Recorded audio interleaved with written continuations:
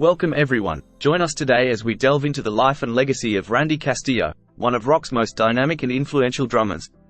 From his early days with Ozzy Osbourne to his groundbreaking work with Mötley Crüe, his talent and passion left an indelible mark on the music world. So let's dive in. Randy Castillo, born Randolfo Francisco Castillo on December 18, 1950 in Albuquerque, New Mexico, United States of America. Born to parents Margaret, of Spanish, French, and Native American descent, and Frank, who was Native American and Hispanic. Growing up in a musically inclined family, he was one of 5 children. His sisters, Frances, Marilyn, Phyllis, and Christine, were all musicians, contributing to the rich, artistic environment that shaped his early life. Randy's first foray into music was at West Mesa High School in Albuquerque, where he played in the jazz band, orchestra, and marching band. He even composed a high school cadence that remains in use to this day. Initially a trumpet player, Randy soon discovered his true passion lay with the drums. His interest in drumming was particularly sparked after watching the Beatles perform on The Ed Sullivan Show in early February 1964. However, his father was reluctant to buy him a drum kit, believing Randy would lose interest just as he had with the trumpet. At 18, Randy began playing in a band called the Tabs, known for their mustard-colored Nehru jackets on stage. On June 18, 1970, exactly 3 months before Jimi Hendrix's death, Randy snuck into one of Hendrix's concerts and hid under the stage to get a better look. After leaving the Tabs, he joined band, The Mud, and began heavy drug use. The band's lead singer, Tommy G, eventually died of kidney failure, which Randy attributed to his heroin addiction. This tragedy led Randy to avoid using the drug again. In the late 70s, Randy joined his first rock band, the Wombleys, originally named Cottonmouth. Moving to Espanola, they played covers of songs by Yes, Black Sabbath, Led Zeppelin, and Jethro Tull at numerous gigs, including high school proms. Touring America, Randy experienced life on the road, playing 4 45-minute sets per night in clubs and quickly becoming a drumming icon in each city. The band relocated to Denver, Colorado, but disbanded in 1980. The following year, Randy's father Frank passed away at age 51. In 1980, Randy recorded an LP with The Offenders, a band that included Randy Rand of Autograph and Glenn Scherber of Badfinger. In 1981, realizing the need to move to Los Angeles to pursue his dreams, Randy relocated with Albuquerque-bred guitarist Tim Pierce. They initially rented a rundown room at the Montecito on Franklin Avenue in Hollywood, but tired of the local scene, eventually moved out, and began living in his pickup truck. On the recommendation of singer-songwriter Michael Goodrow, a fellow Albuquerque musician and bassist for the Motels, Randy joined the pop band when their drummer fell ill with a heart condition just before a tour. He then embarked on his first major arena tour with the Motels, supporting the Cars. In 1982, Randy joined the Chicago-based band USSA, which included former Cheap Trick guitarist Pete Cometa, ex-Montrose vocalist Bob James, off-Broadway frontman Cliff Johnson, ex-Wombleys bassist Rick Wilson, and former Pets band guitarist Tommy Gawenda. The band performed in and around Chicago, sharing manager Ken Adamany with Cheap Trick.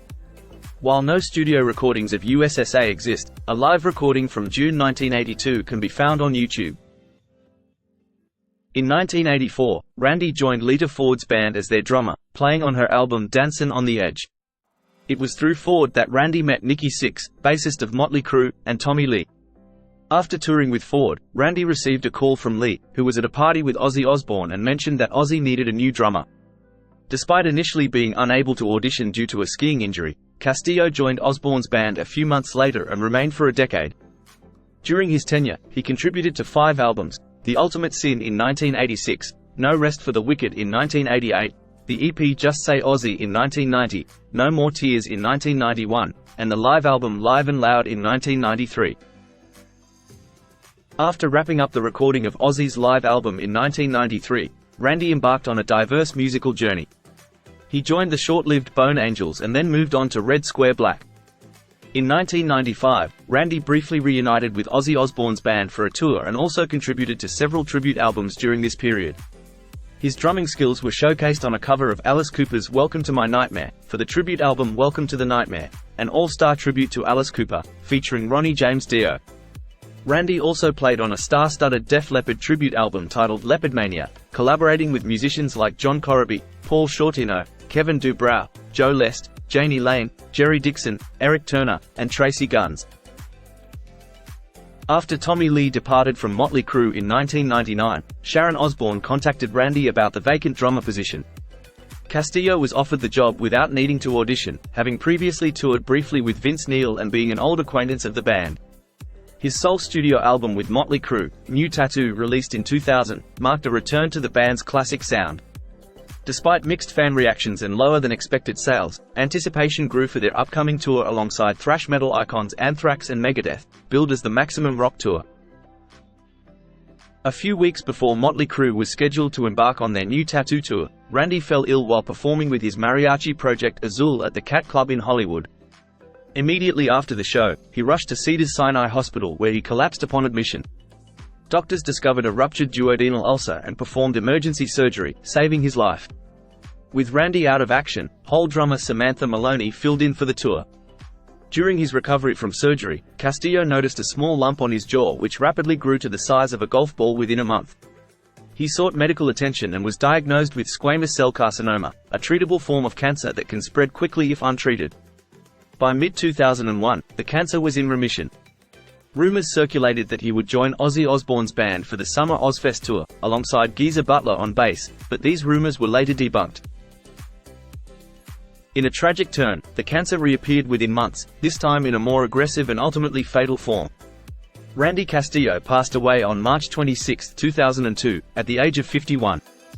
In his final weeks, Castillo had been collaborating with Mike Inez, former bassist for Ozzy Osbourne and Alice in Chains, on a new musical project, forming a new band. He was actively seeking out a singer for the band at the time of his passing. Randy was laid to rest in the Mount Calvary Cemetery in Albuquerque, New Mexico. At the time of his passing, he was in a serious relationship with the love of his life, Christina Lorenzato, also known as Ice Christina. Numerous tributes were paid.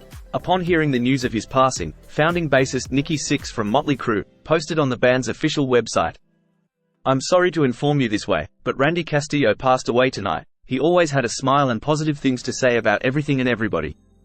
He was a great drummer. He was a great caring person and a very spiritual soul. We will miss him so much, and jam together again someday soon." Ozzy Osbourne expressed his grief to Rolling Stone saying, "I am heartbroken about the passing of one of my dearest friends. I will see you on the other side, Randy. I love you." And there you have it. Thank you for joining us in celebrating the life and legacy of Randy Castillo. His powerful rhythms and unforgettable performances continue to inspire musicians and fans alike. Though his time with us was cut short, his influence and spirit live on through his music. Don't forget to like and subscribe for more stories about the legends who shaped rock history. Take care and bye for now.